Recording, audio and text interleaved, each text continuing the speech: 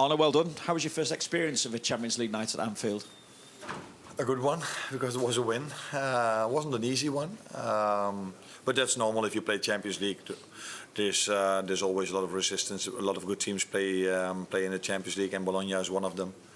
You could also see the results tonight, where we saw maybe some surprising results. So it was good to win, clean sheet, some good individual performances. So positive overall. I think I heard you say in an interview earlier, though, as well, that there was room for improvement again. You also said that after Wolves. So what does it say about your side that when you're not necessarily at your best levels, that you're able to churn out wins like this? Yeah, the thing is, you will probably never reach perfection. You're always aiming for perfection, but you will never reach this. But we can improve. We have to improve. That's clear. But there are also a lot of positives to take from tonight and also from the other games. But there was a spell in the game where I think we didn't control. They were threatening us more than I would like to see. But again, this is normal. I saw a lot of games yesterday. I saw some games before we played in the Champions League. It's never that only one team plays. There are always two teams playing. And I think for most part of the game, we controlled. We had more ball possession, but they threatened us, especially last phase of the first half a few times as well. Arne, could you just ask you about Mohamed Salah, because he scored obviously a very good goal for Liverpool's second. He'd become the first Liverpool player to score in 5 Champions League home matches for them. In 5? 5 Champions League home games for Liverpool. Ah, okay. Yeah, what can I say about Mo? What you saw today is what you get. If you bring him often enough in positions like this, he can score a goal. He had a great assist as well. I think the second one, if you look at the way he scores it, I can understand everybody is talking about the finish, because it was a fantastic finish. He had almost the same one just before. But it wouldn't do justice to Virgil, to Diogo, to Dom and to Trent if we only talk about the great finish, because Virgil played a fantastic ball through, Diogo dropped, turned, Dom was again involved. He was involved in the first goal as well. And Trent made a crucial overlapping run, because that opened up the space on the inside for Mo to do what Mo always does. Germany, this side, Dave.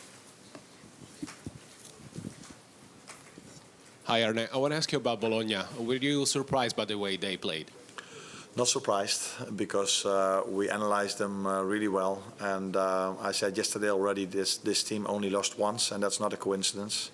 They were 1-0 up for a long time till the last minute against Atalanta Bergamo, and this club knows how good Atalanta Bergamo is. So I was not surprised, but maybe I was impressed how they were playing here, not afraid to play the ball out from the back, and not afraid to play man v man all over the pitch for 90 minutes long.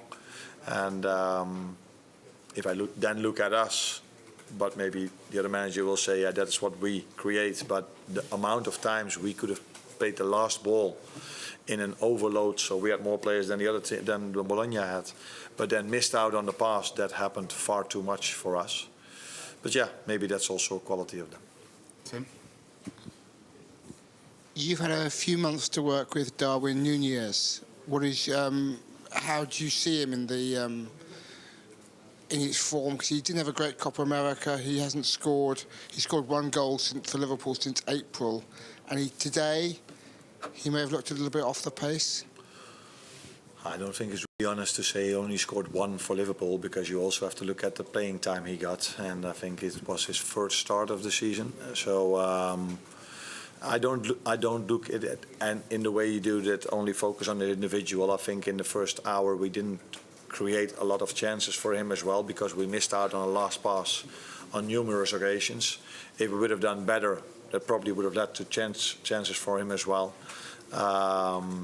His home game against, was it Bournemouth? Great goal, yeah. And today he was also involved in a team we faced that was really hard and tough on him. And his teammates didn't always found him when they could have. So yeah, it's a bit early after 3 games to say he only scored 1. For me, that's a bit too early. Past Michaels of the hour on this side.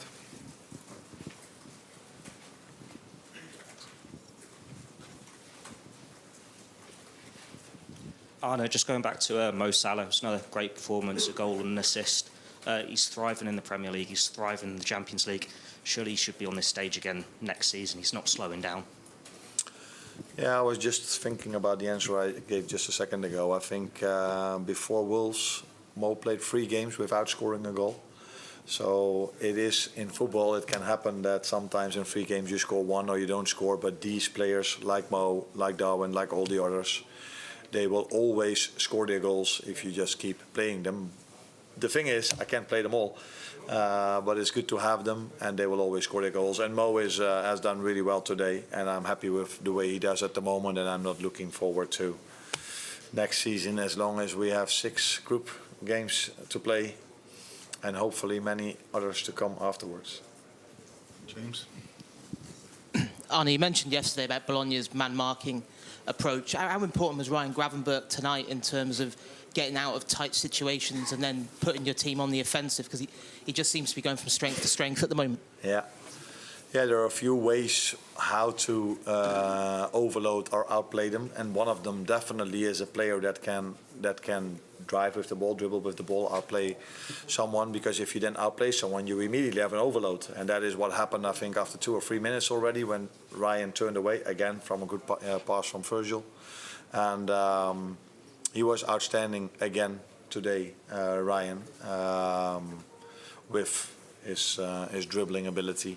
And that was important against this team. But if we only focus on the dribbles he had, we forget maybe how important he is without the ball, where he does a lot of work and wins a lot of second balls as well. Andy, last one. Let's get the mic across to Andy.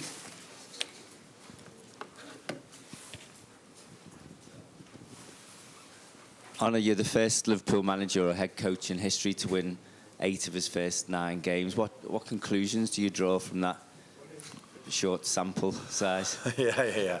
I don't draw many conclusions to that. But it is nice. So many incredible managers have worked here, doing so many special things. The only thing is, I don't hope that the only thing where people remember me in 1, 2, 3 years, you never know how long I can be here, but if they only say, yeah, that's the manager that only won 8 out of his 9 games, I'm hoping to do more special things than winning 8 out of 9 games. But it says a lot about many things. It also says a lot about how Jurgen left this club. The squad I inherited, how much work rate the players put in, and how much my staff members are helping me to get these results. But again, hoping to do more special things than only be remembered for 8 wins out of the first 9. Thank you, everyone.